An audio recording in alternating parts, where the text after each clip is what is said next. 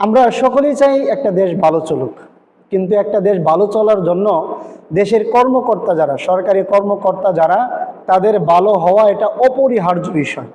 এই যে যার ছবিটা দেখতে পাচ্ছেন, সে একজন মুক্তিযোদ্ধা।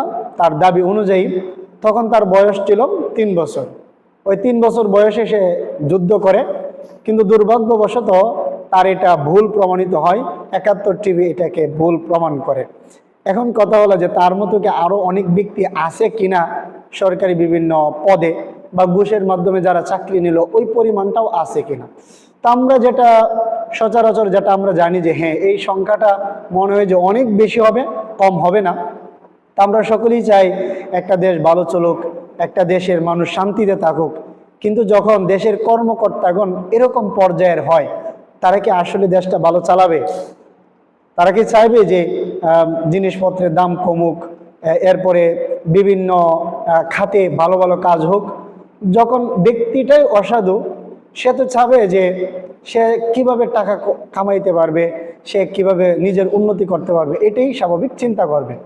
এখন কথা হলো আমরা যারা মসজিদ মাদ্রাসাতে আছি, হাফেজ আলেম, ঠিক আছে, মুহাদ্দিস মাওলানা, তো আমরা তো নিজেরা দাবি করি বা মানুষ আমাদেরকে বলে যে আমাদের মেধা অনেক বেশি, আমাদের শিক্ষা অনেক বেশি।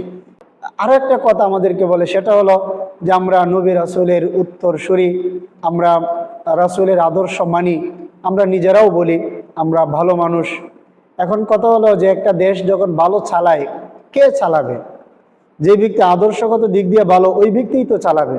এখন আপনি তো আদর্শগত দিক দিয়ে ভালো, কিন্তু আপনি তো ওই সরকারি কর্মকর্তা না। আপনার কাছে তো কোনো পাওয়ার নাই, আপনার কাছে কোনো টাকা নাই, আপনার কাছে সরকারি কোনো বরাদ্দ নাই, কোনো প্রজেক্ট নাই। তাহলে আপনি ভালো হলেই কি? কারণ ওই যেই জায়গাগুলোতে পাওয়ার আছে, টাকা আছে, ওই জায়গাতে অসাধু ব্যক্তি বসে আছে। এখন দেশটা যদি আমরা সকলেই মিলে ভালো চালাতে চাই, তাহলে কি করতে হবে? আপনারাই বলুন, তাহলে কি করতে হবে? করতে হবে একটাই, ওই ভালো লোকগুলোর ওই দায়িত্বগুলো নিতে হবে। এখন আপনি যে দায়িত্ব নেবেন, আপনি একজন আলেম মানুষ, আপনার তো সার্টিফিকেট নেই। হ্যাঁ, অবশ্যই আপনার সার্টিফিকেট নেই, আপনাকে অ্যালাউ করা হবে না। কিন্তু এই সার্টিফিকেটের জন্য আমাদের প্রবীণ উলামায়ে কেরাম অনেকেই মারা গেছেন, আল্লাহ তাআলা জান্নাতবাসী করুক। তারা অনেক যুদ্ধ জিহাদ করেছেন এই সার্টিফিকেটের জন্য। কিন্তু দেখা গেল যে আমাদেরকে সার্টিফিকেট দেওয়া হলো, মান দেওয়া হলো, কিন্তু এটার ভ্যালু দেওয়া হয় নাই যে আপনি চাইলেই সরকারি চাকরিতে যেতে পারবেন, আপনি চাইলেই একটা ভূমি অফিসের কর্মকর্তা হতে পারবেন, আপনি চাইলেই কোনো একটা বড় একটা অফিসার হতে পারবেন, এরকম হতে পারবেন না। আপনি যখন হতে পারবেন না, তখন কি হবে? তখন যারা অসাধু, যারা ধোঁকাবাজ, যারা আপনার ঘুষখোর, যারা আপনার আরো খারাপ মানুষ, তারা কিন্তু তাদের পাওয়ারকে, তাদের টাকাকে কাজে লাগায় কি করবে? তারা ওই বড় বড় কর্মকর্তা হিসেবে যোগদান করবে, এবং তারা চাইবে না কখনো ইসলামটা ওই রকম ভাবে প্রকাশ পাক। বা ওরা চাইবে না যে আপনি আলেম মানুষ মসজিদ ছেড়ে, মাদ্রাসা ছেড়ে আপনি ওখানে যান, কারণ ওখানে গেলে তো তার খাওয়া বন্ধ। এই বিষয়টা অবশ্যই কিন্তু আপনার খুবই খুবই গুরুত্বপূর্ণ একটা বিষয়। তো এই কারণে আমি যেটা বলবো যে আমাদের উচিত আমাদের সার্টিফিকেটের ভ্যালু নিয়ে প্রত্যেকটা সরকারি অফিসে যাওয়া, প্রত্যেকটা জায়গাতে আমাদের চাকরি নেওয়া। কারণ আমরা সকলেই জানি আমাদের মেধা অনেক বেশি, আমরা পড়ালেখা করি বেশি, আমরা মেহনতি, আমরা ভালো। তা আমরা যদি যাই, তাহলে তো আমাদের চাকরি অবশ্যই হবে। আর আমাদের চাকরি যদি হয়, তাহলে কি হবে? দেশের মানুষ শান্তিতে থাকবে। কারণ আমাদের মধ্যে কেউ যদি দুর্নীতি করে, তাহলে 100-র মধ্যে না হয় 5 জন করলো, 10 জন করলো। কিন্তু এখন 100-র মধ্যে 95 জন দুর্নীতি করে, 5 জন না হয় ভালো করে। তাহলে একটা দেশ কিভাবে ভালো চলবে? দিন শেষে আপনার পকেটের টাকা বেশি খরচ হয়, আমার পকেটের টাকা বেশি খরচ হয়।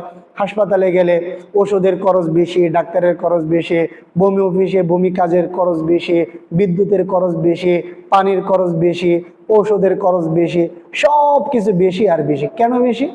কারণ ওই যে ওই জায়গাতে আপনি নেই, আপনার মতো ভালো ব্যক্তি নেই। এখন আপনি তো যাবেন, আপনি তো মসজিদে আছেন, একজন মারা গেলে 4 দিনের খাবার খাবেন, একটু দোয়া পড়বেন, এরপরে আপনি আর কি করবেন? জানাজা পড়বেন। এরপরে আর কি, আপনার একজন ঘুষ করে আসবে, হুজুর আপনি কি করেন? দোয়া করে দেন আমার মা বাবার জন্য, এই নেন 50 টাকা আপনাকে দিয়ে দিলাম। এটা আপনি করবেন নাকি? খুব ভালো একটা কাজ। আসলে আমাদের আত্মমর্যাদা কম। আর না হয় আমরা কেন একজন ঘুষখোর, একজন সুদখোর, তার কাছে মাথাটা নত করে রাখবো? তাকে কেন আমরা ওই জায়গাতে রাখবো যে ব্যক্তি দুর্নীতিবাজ, ঘুষখোর, সুদখোর, খারাপ? কেন রাখবো তাদেরকে আমরা? আর আমরা কেন যাব না ওই জায়গাতে? কি কারণে যাব না? ওই দেশ চালানো, বিভিন্ন সরকারি কর্মকর্তা হওয়া, এটা কি নাজায়েজ কোনো জিনিস? ইসলামে কি হারাম? দেশটাকে ভালো চালাইতে গেলে, দেশের মানুষকে শান্তি দিতে গেলে শুধু মসজিদে মাদ্রাসায় কথা বললেই তো হবে না। একটা জিনিস তো ক্লিয়ার নাকি, যে মসজিদে মাদ্রাসাতে কথা বললে, পড়াইলেই যদি ইসলাম কায়েম হয়ে যেত, তাহলে তো এতদিনে হয়ে যাওয়ার কথা। এতদিনে ইসলাম কায়েম হয়ে যাওয়ার কথা। কারণ আমরা যেই পরিমাণ আলেম প্রত্যেক বছর কওমি মাদ্রাসা থেকে আমরা ফারেগ হই, প্রত্যেকেই তো কওমি মাদ্রাসাতে ঢুকে, প্রত্যেকেই মসজিদে ঢুকে, প্রত্যেকেই খতিব, প্রত্যেকেই ইমাম। তাহলে ইসলাম কায়েম হয় না কেন? কারণ ইসলাম যে কায়েম হবে, সমাজের প্রত্যেকটা রন্ধ্রে রন্ধ্রে ওই নাজায়েজ মানুষগুলো, খারাপ মানুষগুলো বসে আছে, তারা তো চাবে না কখনো ইসলামটা কায়েম হোক। কিন্তু আপনাকে যদি ইসলাম কায়েম করতে হয়, আপনাকে যদি সমাজে শান্তি ফিরায় আনতে হয়, তাহলে সমাজের প্রত্যেকটা সেক্টরে আপনাকে যেতে হবে, শুধু মসজিদে না, শুধু মাদ্রাসাতে না। এই জিনিসটা আপনাকে বুঝতে হবে, এটাই রিয়েলিটি। সুতরাং আমাদের সার্টিফিকেটের ভ্যালু লাগবে। এই ভ্যালু নিয়ে আমরা সরকারি কর্মকর্তা হব, আমরা ভূমি অফিসে যাব, আমরা ডিসি অফিসে যাব, আমরা হাইকোর্টে যাব, আমরা কোর্টে যাব, আমরা জজ হব, আমরা ব্যারিস্টার হব, আমরা উকিল হব, মানুষ ভালো সেবা পাবে। আর এখন কিচ্ছু নাই, সব খারাপ আর খারাপ, খারাপ আর খারাপ। তারা কখনো চাইবেও না ভালো হোক। এটার জন্য আপনি দায়ী, আমি দায়ী, আমাদের মাইন্ড সেন্স এটা দায়ী।